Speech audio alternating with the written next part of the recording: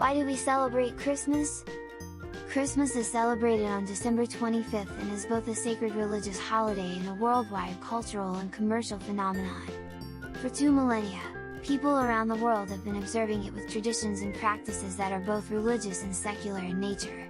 Christians celebrate Christmas Day as the anniversary of the birth of Jesus of Nazareth, a spiritual leader whose teachings form the basis of their religion. Popular customs include exchanging gifts, decorating Christmas trees, attending church, sharing meals with family and friends and, of course, waiting for Santa Claus to arrive. December 25th, Christmas Day, has been a federal holiday in the United States since 1870. How did Christmas start? The middle of winter has long been a time of celebration around the world. Centuries before the arrival of the man called Jesus, early Europeans celebrated light and birth in the darkest days of winter. Many peoples rejoiced during the winter solstice, when the worst of the winter was behind them and they could look forward to longer days and extended hours of sunlight. In Scandinavia, the Norse celebrated Yule from December 21st, the winter solstice, through January. In recognition of the return of the sun, fathers and sons would bring home large logs, which they would set on fire. The people would feast until the log burned out, which could take as many as 12 days. The Norse believed that each spark from the fire represented a new pig or calf that would be born during the coming year. The end of December was a perfect time for celebration in most areas of Europe. At that time of year, most cattle were slaughtered so they would not have to be fed during the winter. For many, it was the only time of year when they had a supply of fresh meat. In addition, most wine and beer made during the year was finally fermented and ready for drinking. In Germany, people honored the pagan god Odin during the midwinter holiday. Germans were terrified of Odin, as they believed he made nocturnal flights through the sky to observe his people, and then decide who would prosper or perish. Because of his presence, many people chose to stay inside. Saturnalia. In Rome, where winters were not as harsh as those in the far north, Saturnalia, a holiday in honor of Saturn, the god of agriculture, was celebrated. Beginning in the week leading up to the winter solstice and continuing for a full month, Saturnalia was a hedonistic time, when food and drink were plentiful and the normal Roman social order was turned upside down. For a month, enslaved people were given temporary freedom and treated as equals. Business and schools were closed so that everyone could participate in the holiday's festivities. Also around the time of the winter solstice, Romans observed Juvenalia, a feast honoring the children of Rome. In addition, members of the upper classes often celebrated the birthday of Mithra, the god of the unconquerable sun, on December 25th. It was believed that Mithra, an infant god, was born of a rock. For some Romans, Mithra's birthday was the most sacred day of the year. Is Christmas really the day Jesus was born? In the early years of Christianity, Easter was the main holiday, the birth of Jesus was not celebrated. In the 4th century, church officials decided to institute the birth of Jesus as a holiday. Unfortunately, the Bible does not mention date for his birth, a fact Puritans later pointed out in order to deny the legitimacy of the celebration. Although some evidence suggests that his birth may have occurred in the spring, why would shepherds be herding in the middle of winter? Pope Julius I chose December 25th. It is commonly believed that the Church chose this date in an effort to adopt and absorb the traditions of the pagan Saturnalia festival. First called the Feast of the Nativity, the custom spread to Egypt by 432 and to England by the end of the 6th century. By holding Christmas at the same time as traditional winter solstice festivals, church leaders increased the chances that Christmas would be popularly embraced, but gave up the ability to dictate how it was celebrated. By the Middle Ages, Christianity had, for the most part, replaced pagan religion. On Christmas, believers attended church, then celebrated raucously in a drunken, carnival-like atmosphere similar to today's Mardi Gras. Each year, a beggar or student would be crowned the Lord of Misrule and eager celebrants played the part of his subjects. The poor would go to the houses of the rich and demand their best food and drink. If owners failed to comply, their visitors would most likely terrorize them with mischief. Christmas became the time of year when the upper classes could repay their real or imagined debt to society by entertaining less fortunate citizens. When Christmas was cancelled. In the early 17th century, a wave of religious reform changed the way Christmas was celebrated in Europe. When Oliver Cromwell and his Puritan forces took over England in 1645, they vowed to rid England of decadence and, as part of their effort, cancelled Christmas.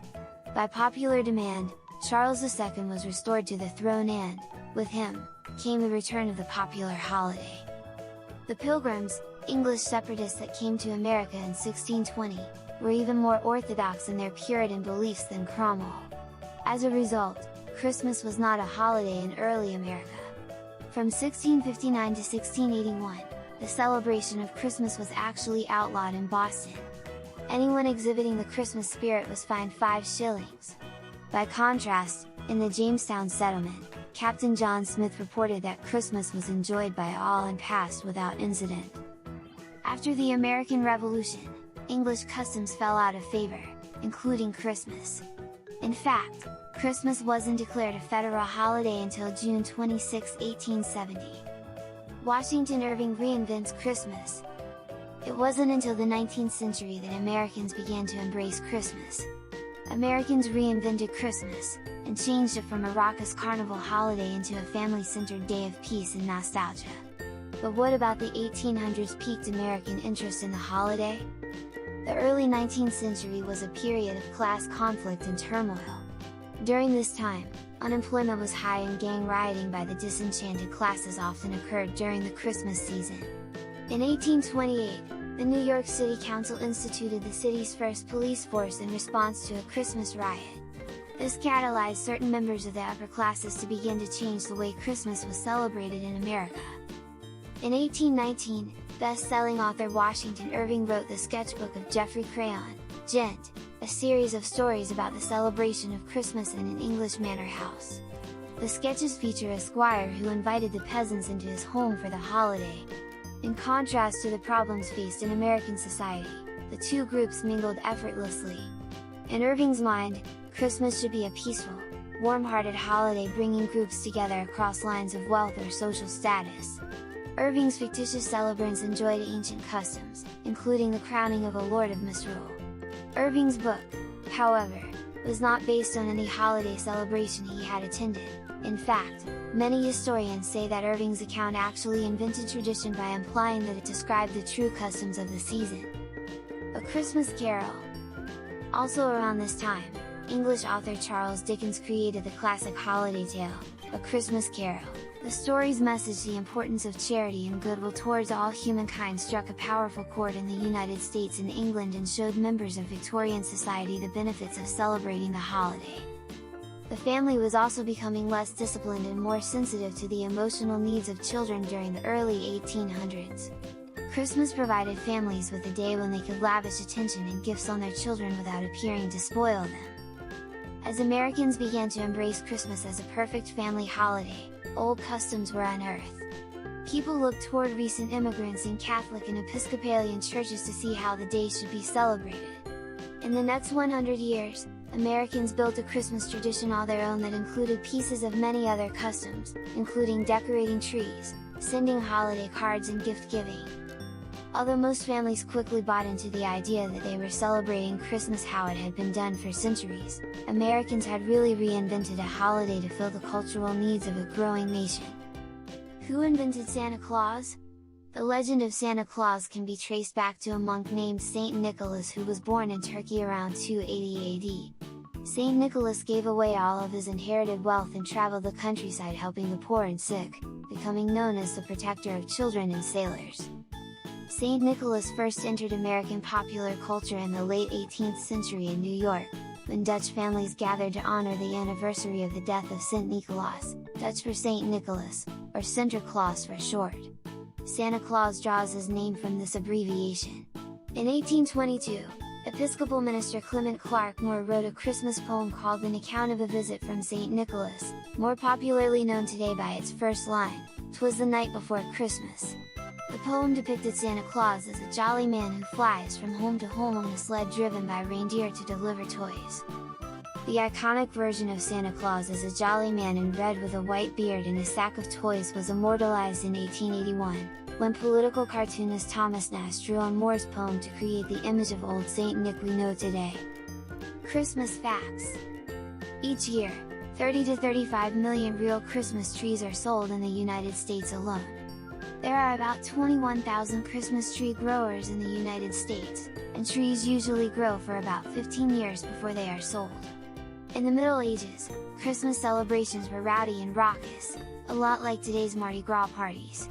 When Christmas was cancelled, from 1659 to 1681, the celebration of Christmas was outlawed in Boston, and lawbreakers were fined 5 shillings. Christmas was declared a federal holiday in the United States on June 26, 1870.